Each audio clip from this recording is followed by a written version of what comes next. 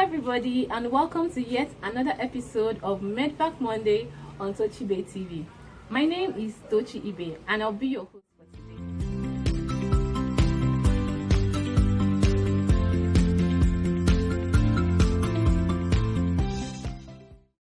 On today's episode of Medpack Monday on Toochibe TV, we will be talking about typhoid fever.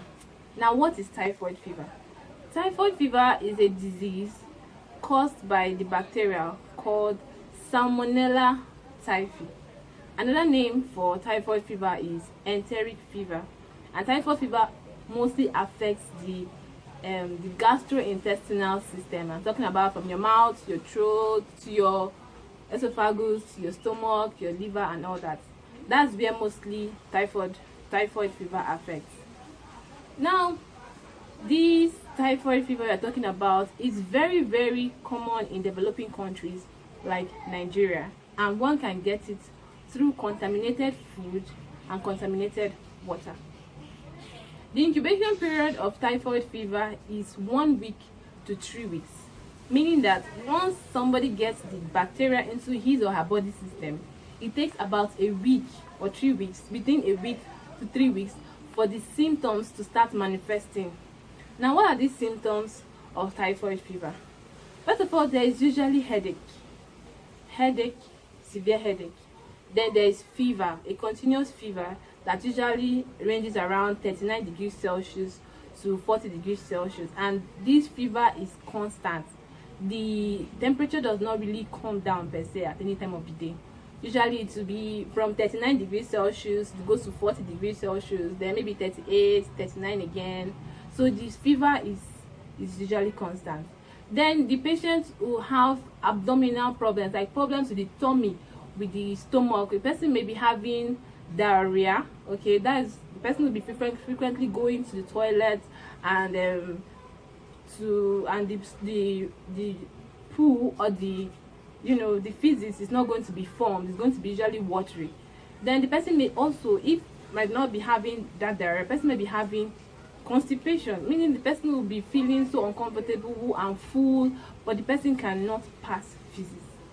Also, there is usually body pains and body weakness, fatigue, but majorly that fever is what people usually watch out for because it can be very severe. Now, what are the things that can expose one to having typhoid fever? Now, if you're someone that eats outside, you are at a big risk of getting typhoid fever. Why is that? Now, you do not know, some people do not know how their food is prepared, the kind of hygiene that was practiced before preparing this food. Typhoid fever, the bacteria that causes typhoid fever usually gets to the body from the food. So if someone prepares your food and the person doesn't get his or her hand properly washed very well before preparing the food, the person is likely going to be, if the person is a carrier of the disease, or the person used the toilet shortly before, then the person is likely going to be exposing the people eating that food to bacteria. So eating food that is not hygienically prepared exposes one. Okay, drinking water from dirty sources, not really dirty sources. You might say that this is a modern time, who drinks dirty water? But some people take water that the borehole is close to the soakaway or the sewage tank. So there is a possibility that the water from the sewage is also mixing with the borehole water. So you need to be careful and know where you are drinking water from. Now, eating with places that are not properly washed, or cups or utensils that are not properly washed, can expose you to having this typhoid disease. Now, what are the tests that that somebody can go for to be sure that the person has typhoid rather? Now, the best and most reliable test for typhoid fever is the stool MCS, stool microscopy, culture, and sensitivity. Here, the patient will have to provide stool or poo, feces, and there will be a test on the feces, and the test will be able to find out if this Salmonella typhi bacteria is present in the stool. and once it is confirmed that it is present, it is now when it is sure that the person has typhoid fever. So people go for without tests, although without test makes use of blood, but without test is not very, in fact, is not reliable at the moment, because it has a lot of false positives and a lot of false negatives, and at this time it is no longer a reliable test to check for typhoid fever. The most reliable is this 2 microscopy sensitivity and culture, where the bacteria will be isolated and actually to be seen. Now another test, sometimes if it's not very clear, might be the urine MCS, whereby the urine will be checked if it has this Salmonella typhi bacteria present, or a blood culture where the blood will be cultured. After some days, the test will check if this Salmonella typhi bacteria is present there. Now if it's now present, you now have to know that the person has to go for treatment.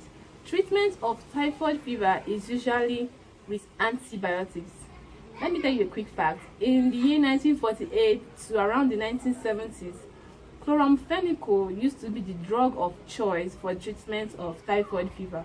But over the years, there was this antibiotic resistance, so it had to be changed to other antibiotic drugs. And now, currently, what is usually used to treat typhoid fever is the ciprofloxacin. Now, with this known, how will you now prevent yourself from getting this typhoid fever? First of all, you need to make sure that you are practicing good hygiene, especially good hand washing after making use of the toilet. You might be saying, after I wash my hand after using the toilet. Do you wash your hand very well? If you have the consciousness that you're likely going to be transmitting bacteria from your hand after using the toilet, you will double check to be sure that you're washing your hands very well.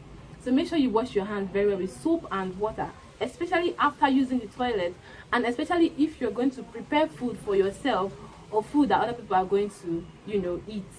Then you make sure that your utensils, your pots, your spoons, and everything used in cooking is very well washed and properly washed.